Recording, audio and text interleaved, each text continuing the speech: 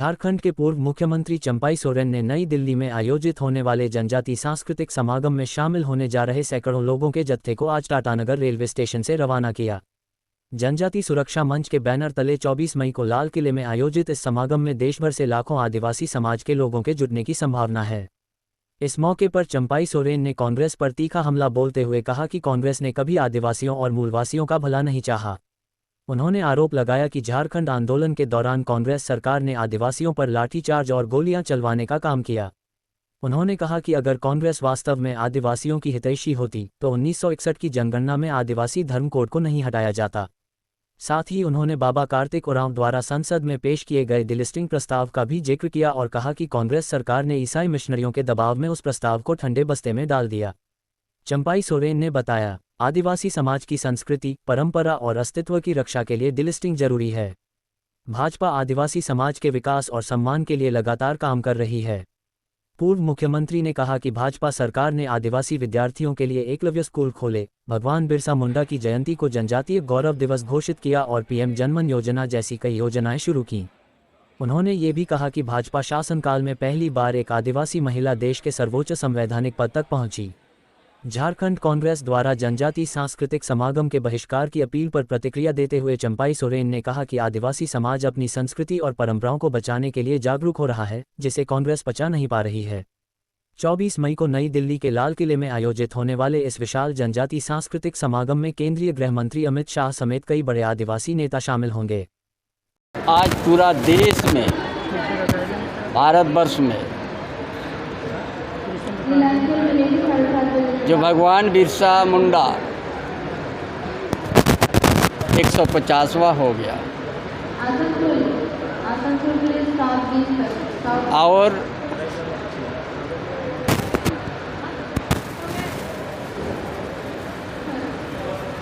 ये बड़ा लंबा इतिहास है आदिवासी का। ये जो झंडा आप लोग देख रहे हैं, ये जनजाति सुरक्षा मंच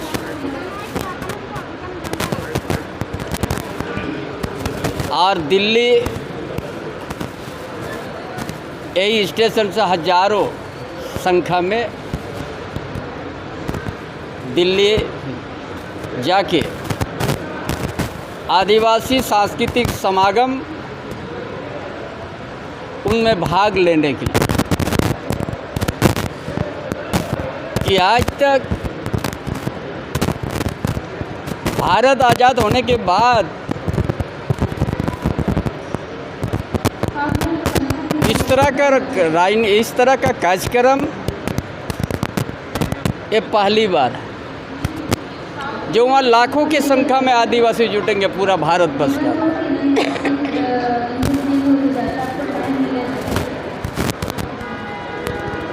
और इसीलिए जुटेंगे, आदिवासी का हजारों साल से ये जल जंगल जमीन के लिए संघर्ष करके आया है। आज़ाद होने के बाद भी लंबा समय आया,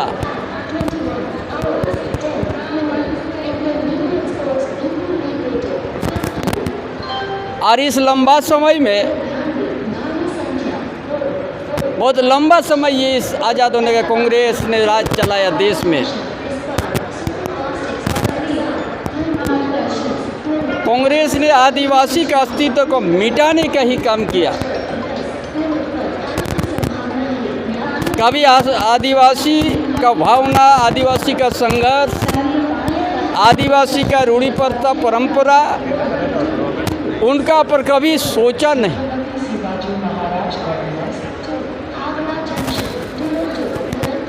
आज भी कांग्रेस का संसद विधायक लोग आज भी इसको गलत तारा रहा, क्योंकि उन लोग का मंशा है कि यहाँ का देश का आदिवासी को उनका परंपरा, उनका अस्तित्व बचा रहे, उनका रूढ़ी जन प्रथा बचा रहे। एक कांग्रेस का एजेंडा में कभी नहीं रहा। आज भी कुछ मोबाइल में आया हुआ है, आज भी संसद एमएलए लोग इस सांस्कृतिक समागम को ये गलत ठहराने का जा रहा है। ये लोग चाहता है जो इस समागम में बाबा कार्तिक उरांव का भी इनविटेशन कार्ड में उनका फोटो है। आज से 50 साल पहले कार्तिक उरांव भी एक बिल लाने का काम किया था। आदिवासी रूढ़िजन प्रथा को बचाने के लिए ये डीलिस्टिंग लागू हो, लेकिन ये कांग्रेस ने उसको सारा 322 एमपी 26 राज्यसभा संसद ने उसमें अपना हस्ताक्षर करके सौंपा था तत्कालीन प्रधानमंत्री इंदिरा गांधी को कि आदिवासी रूढ़िजन प्रथा यदि बचाना हम लोग चाहते हैं तो डीलिस्टिंग लागू होना चाहिए। ये आज नहीं, जिस समय पैदा नहीं हुआ है हम सब, उस समय से 50 साल पहले ये बात पार्लियामेंट में आया था, लेकिन उसको इतना एमपी का हस्ताक्षर और इतना राज्यसभा का सदस्य हस्ताक्षर करने के बाद भी उसको ठंडा अवस्था में डाल दिया। आज जो इस स्थिति में कौन खड़ा किया है देश का आदिवासी को? ये कांग्रेस जिम्मेवार है और यही लोग आज अनब शरम बोलना शुरू कर दिया। इसलिए आज जो ये जनजाति सुरक्षा मंच आज यहाँ से रवाना हो जाएंगे दिल्ली के लिए। जो ऐतिहासिक प्लेस है लाल किला, उसमें सांस्कृतिक समागम में भाग लेंगे और यहाँ का आदिवासी का दर्द, आदिवासी का भावना उस दिन वहाँ उजागर होगा। इस कार्यक्रम से इन लोग का आज कितना परेशान करेगा। कोई साधारण व्यक्ति नहीं आया, कोई एमपी एमएलए लोग का बयान आया।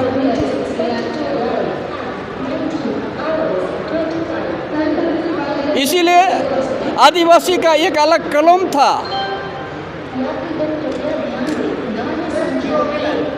1961 में उसको रद्द कर दिया।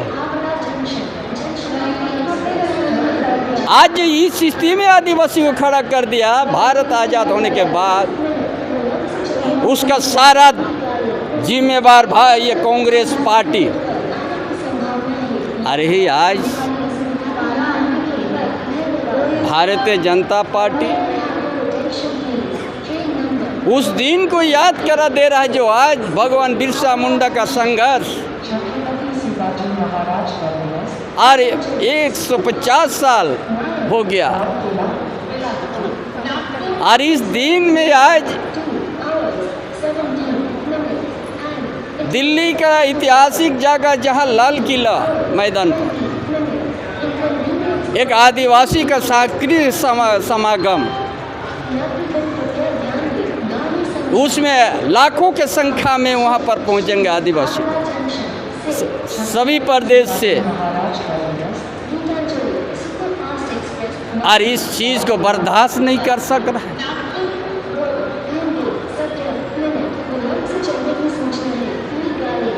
ये लोग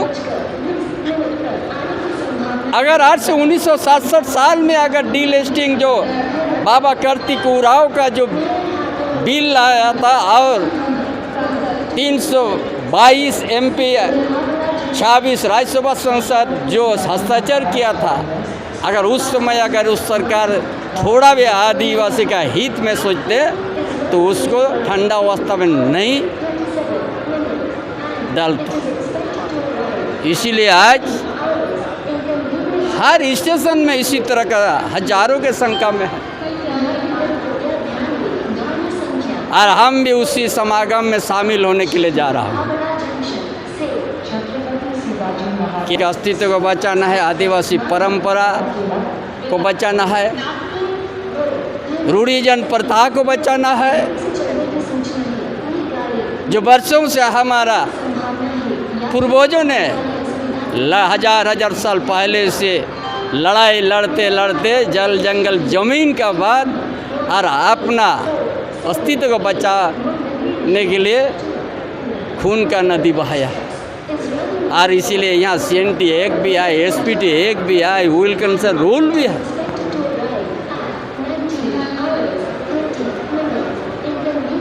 इसीलिए आज उस समागम का लाखों जो जुटेंगे उसमें भारत देश का जो आज गृह मंत्री आदरणीय अमित शाह उसमें भाग लेंगे मुख्य रूप से। ये सोच यहाँ का आदिवासी का दर्द समझा।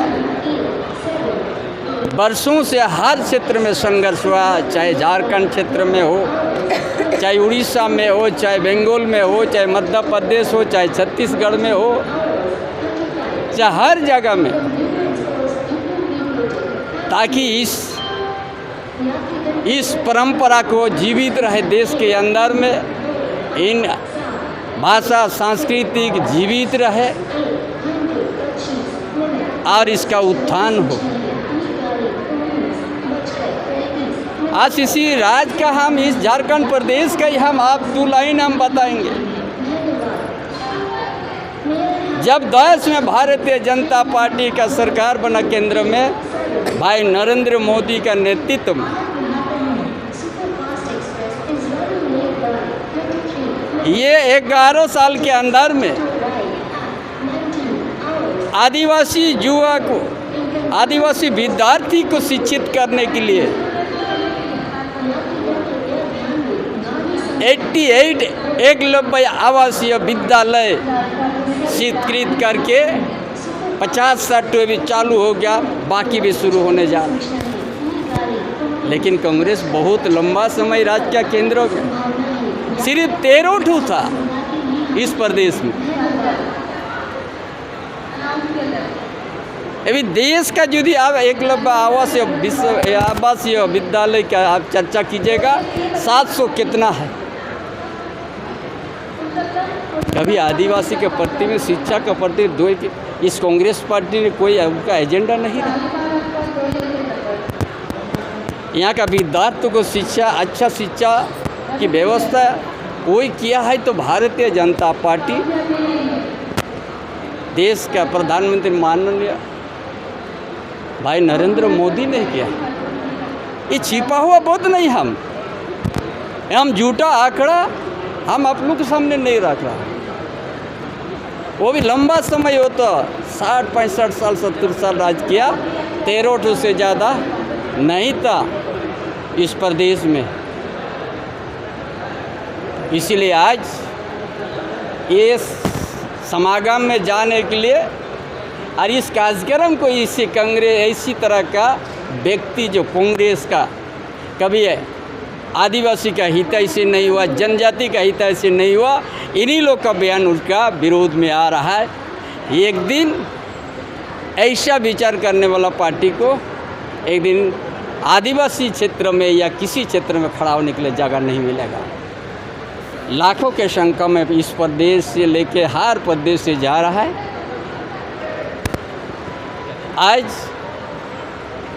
इस कार्यक्रम से मुझे बड़ा उत्साह ला रहा है। जो हमने जैसे भाजपा का सदस्य लेने का साथ ही धर्मांतरण का रोकने का हमने आवाज़ उठाया है,